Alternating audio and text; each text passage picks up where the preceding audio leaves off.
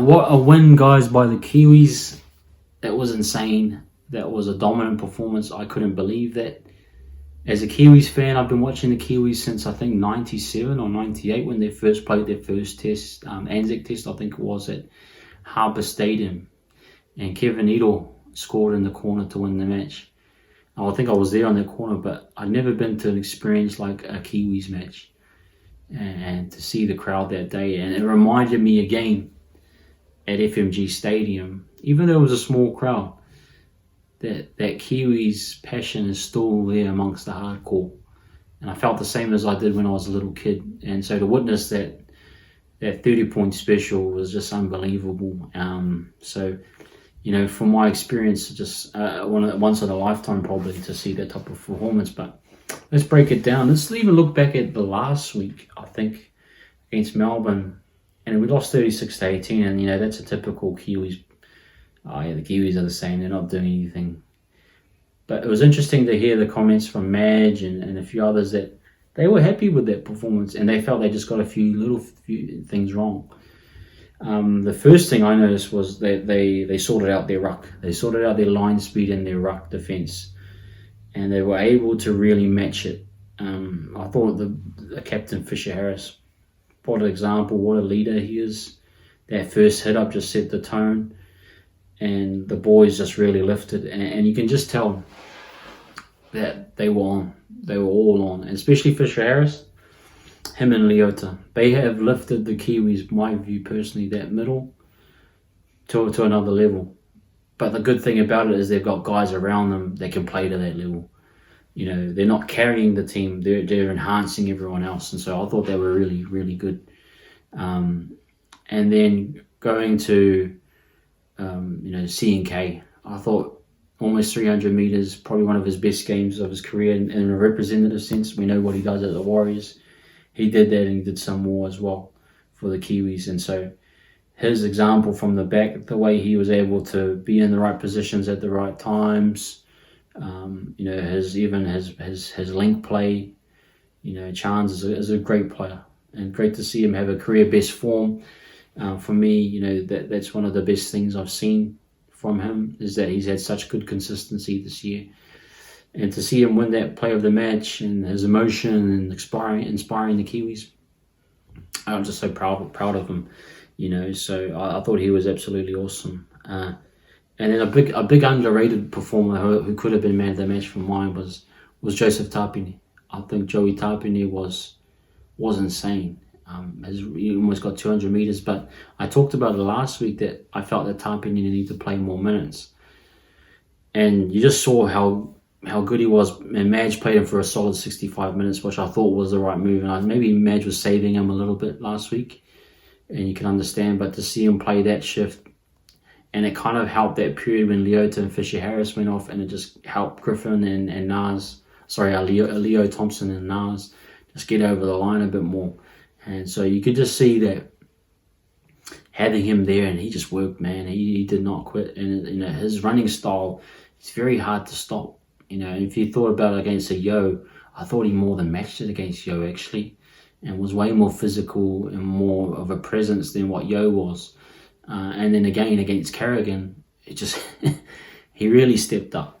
These against Carrigan and Yo, they're probably the best two locks. You had a Murray who missed out unfortunately, but you had him those two, man, and he just outplayed both of them. But that shift that he put in was massive, and we needed that. We needed all of his performance there. Gotta give a big shout to Mulitalo, man. This guy, I've watched a few Sharks games, mainly the ones of the Warriors, and I thought he's had probably one of the worst seasons in terms of howlers and mistakes and errors. That might be one of the best performances I've seen Ronaldo play. Again, I don't watch all the Sharks games, but for me, that's probably one of the best performances I've seen him play ever. And I thought he was just awesome. The broken play, that little speed and footwork that he had to get, out the back of his own end. There was a one break for Dylan Brown. There's a couple line breaks he had, man. It was just insane. And if you actually really think about it, he played really well in the semi-final against the Kangaroos last year. And so he's kind of carried his form, and his representative form is just really good. I think he's one of the best wingers in the representative space right now. Man, and that tackle on Val Holmes, real patient too. He could have panicked and jammed on that. He showed him the sideline, and then that tackle, man. And just to see him, it just lifted everyone, and it just validated everything, the confidence in the guys. Like, you can tell that Madge got them believing, and they believed in themselves. They knew they weren't far off the pace last week, and they got it right this week. So. But to see like Mulatalo, just that was just awesome to see. I want to add in the centres. I thought were brilliant. I thought Joe Manu got the right balance this week. Wasn't overplaying his hand, and then when he was chiming in and running, left and right, he was breaking the line each time. He's a great player.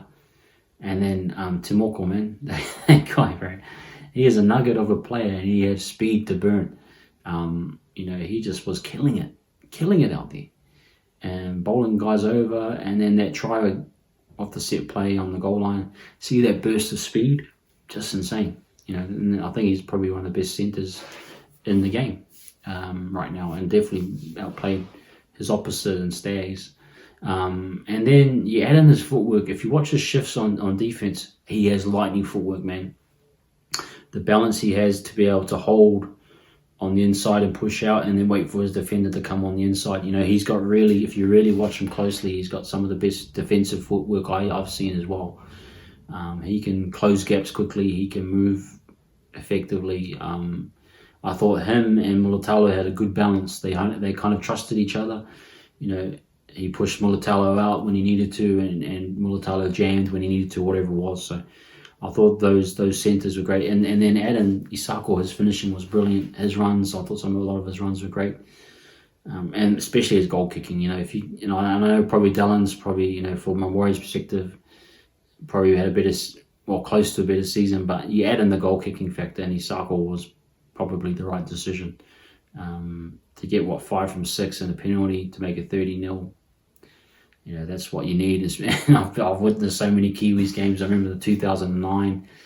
I think there was a kick right in front or close to, and Isaac Luke missed it, and we would have won that test. And there's just been moments where we just haven't had goal kickers in the Kiwis jumper. So it was nice to have a proper goal kicker, and just to see someone be so accurate, because they actually apply scoreboard pressure. And 12, and you go to 16, and you go to 20 or 24 or 30. That's what you need. So. Big shout out to Leo Thompson, Griffin Neem, Nas. Like that when Leota Fisher-Harris did that first shift, I thought Leo and Nas just came in at the right time and gave really good effort. Leo Thompson, man, he's going to be a great player, and it's good for him to rub shoulders with those guys to know what the standard of play is, and he'll go back to the Knights and he'll lift the game. But to see those guys grow in a Kiwis jumper, that's the great thing about. They talk about Origin, the pinnacle, all the time. And when you jump in those jumpers, you lift a gear.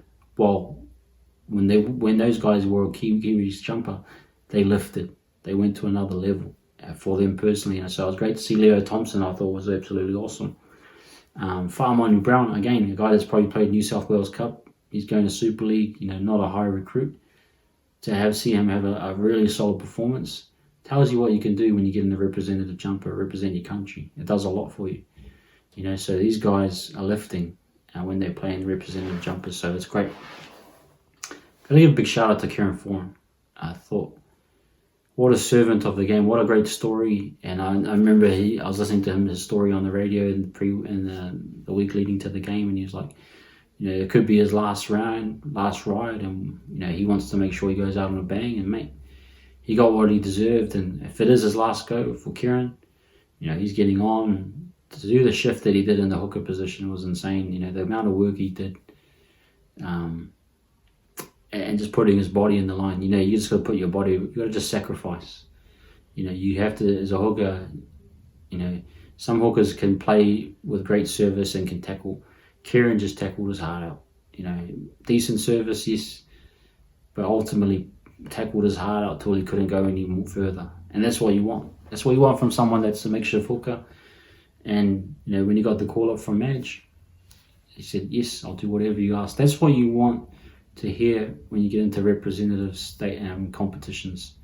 Whatever you need me to do, I will do it, and do it to the best of my ability. And he's just a class act. I remember watching him in '09 when he first started out.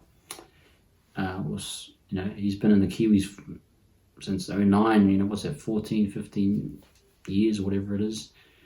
And he's always lifted his hand up and put his hand up. So credit to him if he does retire, and if it's time to move on. And wish him all the best, man. He's been a great servant in the Kiwis jumper. The halves. Got to give massive credit to Dylan Brown. I thought he got his timing right. He got his passing game right. His link play, that rainbow to Mulatalo on the first try was beautiful. And then there was another really important, the Timoko try. He took that massive hit from Stags, took it on the chin. Took a massive whack, but you saw his link play to get Timoko through. We needed that. He needed that. That try all kind of separated us and kind of closed the game off.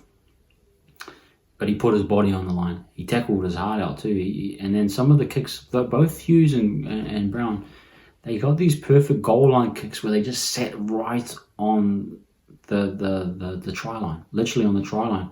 And a lot of the time I thought I was going to be a 20-meter restart. Nah, these guys literally caught the ball on the line. It was great to see. And then Hughes, I thought, probably had one of his best games in the Kiwis jumper. For him, in a way, getting out of the shadow of SJ and that, he's built his own name in the Kiwis jumper. For me, he's cemented himself as the half moving forward. And him and Dylan, they should be the halves going into 2026 in the World Cup. And so to have those two combinations, you're feeling pretty good as a Kiwis fan. That great to see them have a performance like that, and you'd hope that can carry us through to the next World Cup. So that was awesome as well. Want to give a big shout out to Griffin Neem, to see him score like that. And for a lot of people outside of New Zealand, they wouldn't know that he's a West Coast kid. He's a coastie. That's a rugby league heartland in New Zealand, and he to represent. For him, he said, when those Aussies put on the Queensland jumper, that's their biggest moment, or whatever. For him, it's that Kiwis jersey, and that's what you want. You want guys that want to represent the Kiwis jersey. And for him to get that experience, I thought was icing on the cake, especially for a kid from our grassroots. It's probably taken a bit of a hit, the West Coast rugby league scene, with the economy changing and all that's happened there. But to have one of our homegrown products from one of the heartlands, to see him score was special. For those that who follow the game here in New Zealand, I thought that was awesome. So, and the back row I thought were great too. I thought Nikora chimed in perfectly when he needed to. Isaiah the same, did a good job defensively running. Those guys weren't getting great, at the line ball, but they made themselves. They worked hard, and I think they did a really good shift. And again, just credit to all of our guys buying in and trusting in Madge, trusting in themselves that they would get it right, and they got it right. I want to give a big shout out to Madge. I think he got the interchanges right. He got the balance right. Now, maybe last week, if looking back on it now, maybe he was saving some of the guys. He was testing the waters, and in fact, they got enough video from last week to know what the plan of attack was.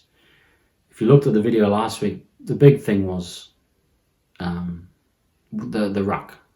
Gary Grant destroyed us around the ruck, Ben Hunt.